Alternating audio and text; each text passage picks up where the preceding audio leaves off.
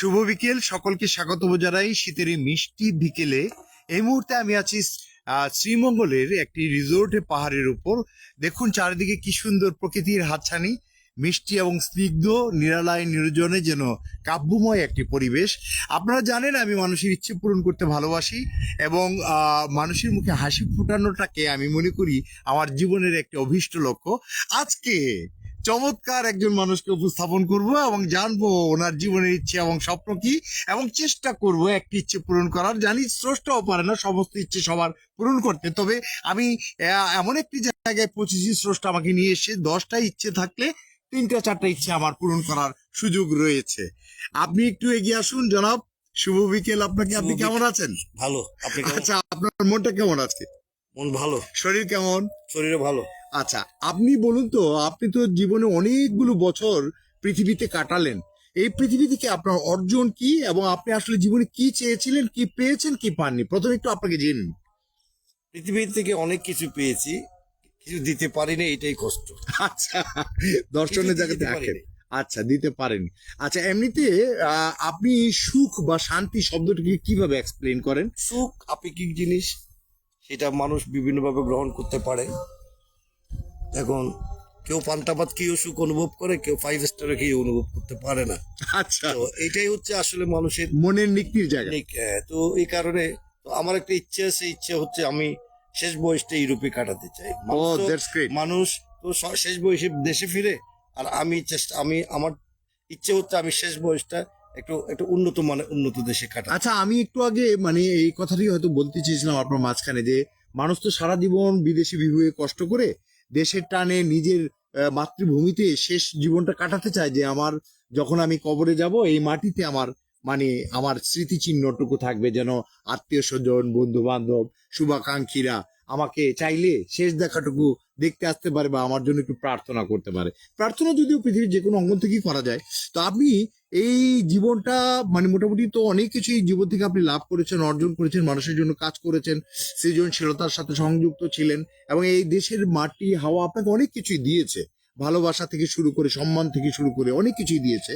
তো আপনি মানে এভাবে কেন চিন্তা করছেন যে আপনি দেশের বাইরে গিয়ে মানে শেষ সময়টাকে আপনি মানুষের কাটাতে চান? ইচ্ছের কোনো শেষ নেই। আচ্ছা, কেউ চাঁদও মানুষকে একদিনে চাঁদে গেছে। না মানুষ তা তো না। পৃথিবীর সৃষ্টি ইতিহাস অনেক পুরো, আচ্ছা, হাজার হাজার বছর আগে পৃথিবীর সৃষ্টি হয়েছে, কিন্তু চাঁদে গিয়েছে সে 1969 সালে। তো আচ্ছা। আমরাও এত বছর এই দেশে ছিলাম, এদেশে বড় হয়েছি, এদেশে জন্ম নিয়েছি, এদেশে আমাকে অনেক কিছু দিয়েছে, আমিও চেষ্টা করেছি কিছুটা হয়তো কিছু করতে।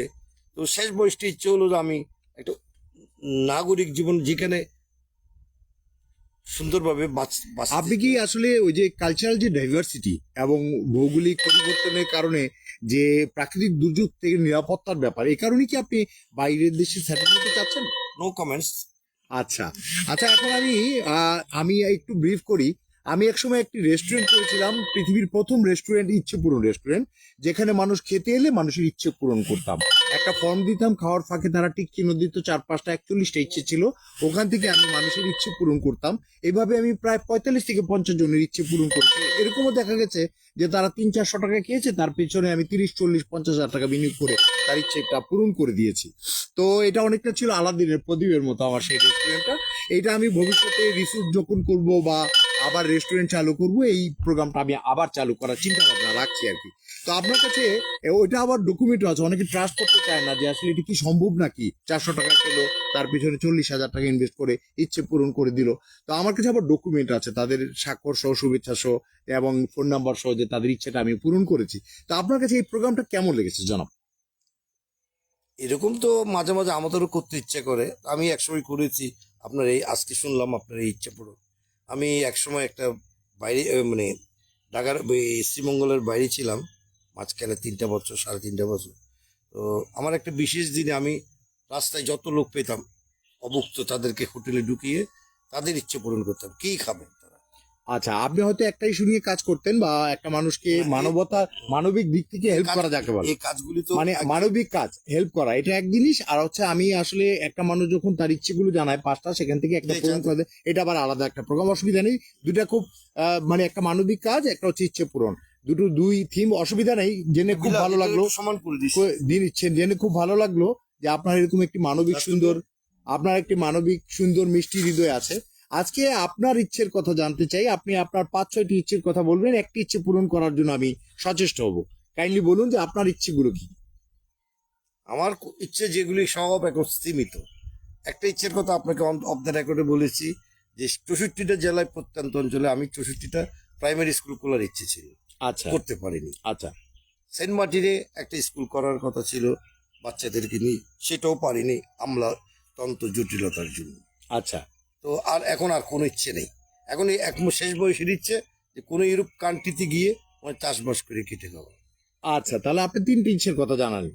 এই 3টি ইচ্ছের মধ্যে আপনার রিসোর্টটা, যেটা আপনার কত 150 শতাংশ জমি না ওখানে, হ্যাঁ, 150 শতাংশ জমি, আপনার সঙ্গে একটু আগে আমার কিছুটা কথা হলো, এবং যেহেতু এটা সেন্ট মার্টিনে একটা জমি এবং আমি একটা রিসোর্ট করার চিন্তা করছি, আমি আপনাকে এইটুকু বললাম যে আমি যদি ওই জমিটা আপনার সঙ্গে ডিল হয়ে যায়, তাহলে আপনার যে ইচ্ছেটা ছিল বা ইচ্ছেটা আছে, ওখানে শিশুদের স্কুল আপনি শুরু করবেন।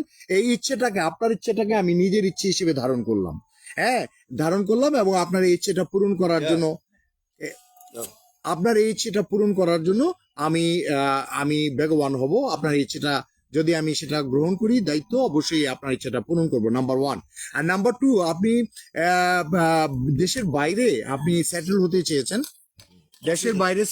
চেয়েছেন, তো সেক্ষেত্রে এমন হতে পারে, আপনি দেশের বাইরে সেটেল হতে চেয়েছেন, এমন হতে পারে যে আপনি হয়তো ল্যাটভিয়াতে নয়, আমি বলবো যে সেন্ট লুইসে যদি আপনি নিজের সেকেন্ড হোম করার চিন্তা করেন, ওখানে কোনো প্রাকৃতিক দুর্যোগ নাই, এবং একটি ফ্ল্যাট কিনলেই আপনি সেখানে দ্বৈত নাগরিকত্ব পেয়ে যাবেন। সেক্ষেত্রে এটা আমার মনে হয় আপনার জন্য ভালো হবে। আপনি কি সেন্ট লুইসে ভবিষ্যতে সেটেল আপ হওয়ার কথা চিন্তা করবেন? সেটা সেন্ট লুইস বা লিথুনিয়া বা লাটভিয়া তা নয়, যে কোনো শান্তিপ্রিয় দেশে আমি ভালো একটা ন্যাচারাল একটা সুন্দর কান্ট্রিতে আর কি, যেখানে সুযোগ সুবিধা আছে, ট্যাক্স ফ্রেন্ডলি এবং সুবিধা আছে। তাহলে আপনি যদি সামনে ধরেন আপনার বাংলাদেশে যেসব অ্যাসেট আছে এগুলো সেল করে ওখানে আপনি মাইগ্রেট হতে চান, সে ব্যাপারেও আমি আপনাকে সহযোগিতা করতে পারবো। আমার পরিচিত একটি কোম্পানি লুক্সেমবার্গে প্রায় 150 থেকে 200 লোককে পাঠিয়েছে, সুইজারল্যান্ডের এক ব্যবসায়ী। তো ওনার মাধ্যমে আমি আপনাকে এবং আরেকটি আমার লিঙ্ক আছে, যারা এই সেন্ট লুইসে ফ্ল্যাট কিনতে, অ্যাসেট গড়তে, দ্বৈত নাগরিকত্ব পেতে তারা কনসালটেন্সি করে থাকে, তার সঙ্গে আমি আপনাকে লিঙ্ক আপ করে দিয়ে আপনার এই ইচ্ছেটা পূরণ করার সামর্থ্য আমি রাখি। তার মানে আপনি 3টি ইচ্ছের কথা বলেছেন, আমি 2টি ইচ্ছে পূরণ করার আমার সুযোগ রয়েছে। তো আপনার কাছে কেমন লাগলো আপনি আপনার এই ইচ্ছেটা শেয়ার করে, যে আপনি পূরণ করার সুযোগটা বা পথটা পেলেন সহজে? জানি না আপনি পারবেন কিনা, করতে বলে ভালো।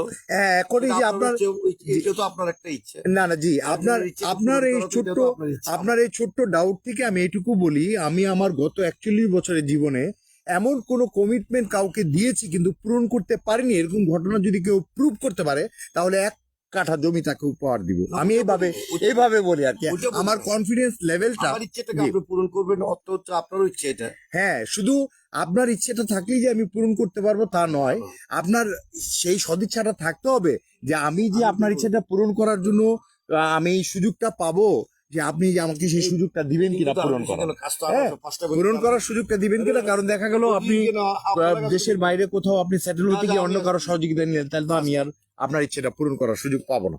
তো ঠিক আছে, ভালো করতে হবে তো। ভালো থাকেন, সুন্দর থাকেন। এই যে আমরা সুন্দর একটি বিকেলে, আজকে মিষ্টি এই শীতের বিকেলে আমরা বসে আছি পাহাড়ের উপর, এবং চমৎকার একটি পরিবেশে কথা বললাম ভদ্রলোকের সঙ্গে, ওনার ইচ্ছেটা জেনে নিলাম, ভালোই লাগলো আমাদের। জি, ধন্যবাদ। এই ওর সঙ্গে কথা বললাম 9টা 5টা কাজ করবে, সে 4টার সময় বসে দাঁড়াইছে কেন?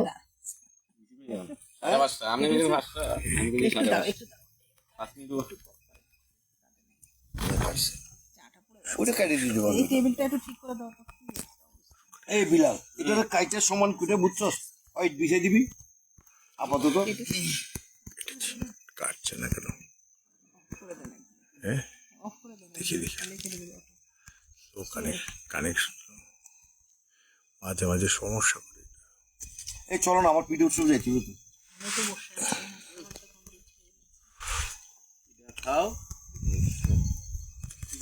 আমার খেয়াল হয় না যে পিঠে উৎসবের কথা। এটা